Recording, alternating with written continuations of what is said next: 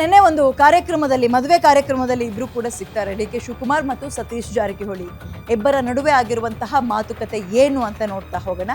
D K ಏನ್ ಕೇಳಿದ್ರು, ಆ ಕಡೆಯಿಂದ ಬಂದಂತಹ ಉತ್ತರ ಏನು ಸತೀಶ್ ಜಾರಕಿಹೊಳಿ ಅವರ ಕಡೆಯಿಂದ. ಸರ್, ಇಷ್ಟು ವರ್ಷ ಆಯ್ತು, ಪಕ್ಷಕ್ಕಾಗಿ ನಾನು ದುಡ್ದಿಲ್ವಾ?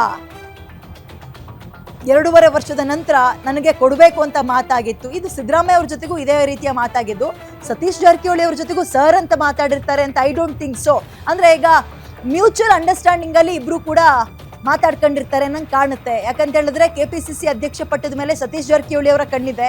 CM ಆಗಬೇಕು ಅನ್ನುವಂಥದ್ದು KPCC ಅಧ್ಯಕ್ಷರ ಆಸೆ ಆಗಿದೆ. ಸೊ ಹಂಗೆ ನಾನು ಆ ಕಡೆಗೆ ಹೋಗ್ತೀನಿ, ನೀವು ಈ ಕಡೆಗೆ ಬನ್ನಿ, ಇಬ್ರು ಕೂಡ ತಮ್ಮ ಆಸೆಯನ್ನ ಈಡೇರಿಸ್ಕೊಳ್ಳೋಣ, ಮ್ಯೂಚುವಲ್ ಅಂಡರ್ಸ್ಟ್ಯಾಂಡಿಂಗ್ ಬಂದು ಮ್ಯೂಚುವಲ್ ಚೇಂಜಸ್ ಅನ್ನ ಮಾಡ್ಕೊಳ್ಳೋಣ ಇಂಥದ್ದೇನಾದ್ರೂ ಮಾತಾಡಿರಬಹುದು. ಬಟ್ ಆ ಒಳಗುಟ್ಟನ ಯಾರು ಕೂಡ ಬಿಟ್ಕೊಡ್ತಾ ಇಲ್ಲ.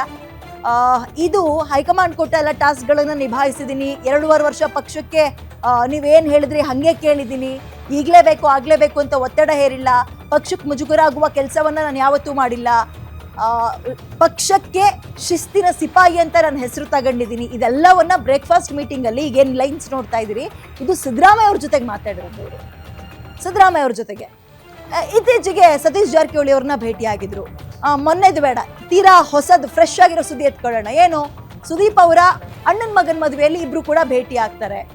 ಒಂದು ಹಾಯ್ ಬಾಯ್ ಹೇಳ್ಕೊಂಡು ಬಂದ್ಬಿಡ್ಬೋದಿತ್ತು. ಇಲ್ಲ, ಅಲ್ಲೂ ಕೂಡ 20 ರಿಂದ 25 ನಿಮಿಷಗಳ ಕಾಲ ಚರ್ಚೆ ಮಾಡಿದ್ದಾರೆ.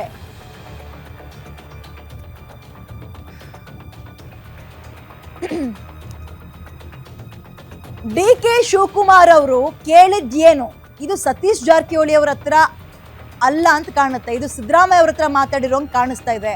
ಈಗ ನಾನು CM ಸ್ಥಾನವನ್ನ ಕೇಳೋದ್ರಲ್ಲಿ ಏನ್ ಸರ್ ತಪ್ಪಿದೆ ಹೇಳಿ?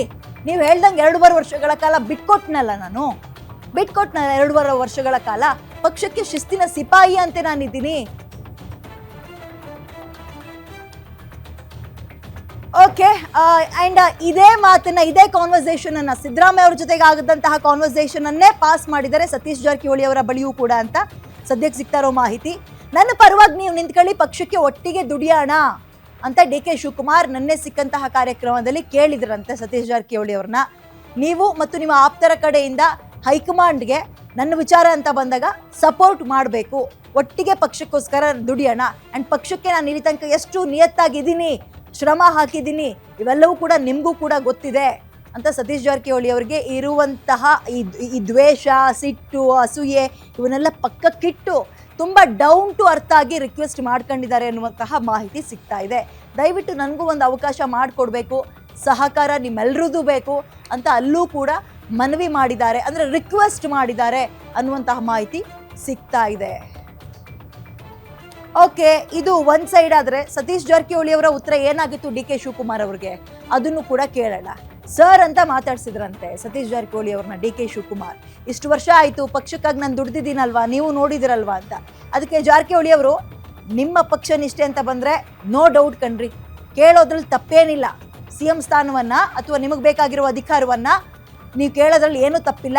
ಆದ್ರೆ ಪಕ್ಷದಲ್ಲಿ ಹೈಕಮಾಂಡ್ ಇದೆ ಅಲ್ವಾ, ಹೈಕಮಾಂಡ್ನ ಡಿಸಿಷನ್ನೇ ಅಂತಿಮವಾಗಿರುತ್ತಲ್ವಾ, ಅಡ್ಗೋಡೆ ಮೇಲೆ ದೀಪ ಇಡುವಂತಹ ಕೆಲಸವನ್ನ ಮಾಡಿದ್ದಾರೆ. ಇಲ್ಲಿ ಹೈಕಮಾಂಡ್ ಇರೋದು ಹೌದು, ಬಟ್ ಡಿ ಕೆ ಶಿವಕುಮಾರ್ ಅವ್ರು ಕೇಳ್ತಾ ಇರೋದು ಹೈಕಮಾಂಡ್ ಹತ್ರ ನನ್ನ ವಿಚಾರ ಬಂದಾಗ ನನಗೆ ಸಪೋರ್ಟ್ ಮಾಡಿ ಅಂತ.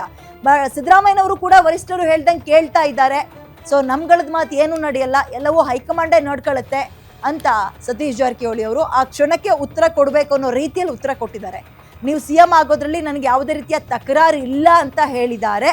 ಅದು ಮನಸ್ಸು ತುಂಬಿ ಹೇಳಿರುವಂತಹ ಸ್ಟೇಟ್ಮೆಂಟ ಏನೋ ಗೊತ್ತಿಲ್ಲ, ಆದರೆ ನಮ್ಮ ಸಿದ್ಧಾಂತ ಪ್ರಾಮಾಣಿಕತೆಯಲ್ಲಿ ಯಾವುದೇ ಚೇಂಜ್ ಇಲ್ಲ ಅಂತ ಹೇಳಿದ್ದಾರೆ. ಓಕೆ, ಆ ಸಿದ್ಧಾಂತ ಪ್ರಾಮಾಣಿಕತೆ ಯಾವುದನ್ನು ಪ್ರಶ್ನೆ ಮಾಡ್ತಾ ಇದೆ ನೋಡೋಣ.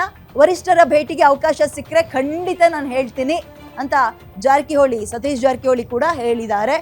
ಇದೇ ಒಂದಷ್ಟು ವರ್ಷಗಳ ಹಿಂದೆ ಈ CD ಪ್ರಕರಣ, ಮತ್ತೊಂದು ಮಗದೊಂದು, ಇವೆಲ್ಲ ಜಂಜಾಟಗಳ ನಡುವೆ ಬೆಳಗಾವಿ ಸಾಹುಕಾರು ಮತ್ತು ಡಿ ಕೆ ಶಿವಕುಮಾರ್ ಅಂದ್ರೆ ವಿರುದ್ಧವಾಗಿ ಹಾವು ಮುಂಗ್ಸಿ ತರ ನಿಂತ್ಕೊಳ್ತಾ ಇದ್ರು ಅಣ್ಣ ತಮ್ಮ ಇಬ್ರು ಕೂಡ. ಬಟ್ ಈಗ ಪರಿಸ್ಥಿತಿ ಬಂದಿದೆ, ಅನಿವಾರ್ಯವಾಗಿ ಕೆಲವ್ರ ಹತ್ರ ಮಾತಾಡುವ ಮತ್ತು ಸಿಂಪತಿ ಅಂದ್ರೆ ಬಹುಶಃ ತುಂಬಾ ಕೆಳಪದ ಆಗುತ್ತೆ ಅಂತ ಕಾಣುತ್ತೆ. ಎಲ್ಲರನ್ನು ಒಟ್ಟಾಗಿ ಕರ್ಕೊಂಡು ಹೋಗುವ ಅನಿವಾರ್ಯ ಡಿ ಕೆ ಶಿವಕುಮಾರ್ ಅವ್ರಿಗೆ ಬಂದಿದೆ. ಹಾಗಾಗಿ ಎಲ್ಲರ ಹತ್ರನೂ ಕೇಳ್ತಾ ಇದ್ದಾರೆ. ಯಾಕಂದ್ರೆ ಸತೀಶ್ ಜಾರಕಿಹೊಳಿ ಅವರ ವಿಚಾರ ಅಂತಲೂ ಬಂದಾಗ ಅವ್ರು ಬೇಕಾದ್ರೆ ಹೇಟ್ ಮಾಡ್ಬೋದು ಡಿ ಕೆ ಶಿವಕುಮಾರ್ ಅವರು ಸತೀಶ್ ಅವರು ಡಿ ಕೆ ಶಿವಕುಮಾರ್ ಅವ್ರನ್ನ, ಆದರೆ ಇಗ್ನೋರ್ ಮಾಡೋಕ್ಕಾಗಲ್ಲ. ಎರಡೂ ಕೂಡ ಒಂದು ತೂಕ ಇರುವಂತಹ ವ್ಯಕ್ತಿತ್ವವುಳ್ಳಂಥವ್ರು, ಹಾಗಾಗಿ ಇಗ್ನೋರ್ ಮಾಡೋಕ್ಕಾಗಲ್ಲ. ಬೇಕಾದ್ರೆ ದ್ವೇಷ ಮಾಡ್ಬೋದು.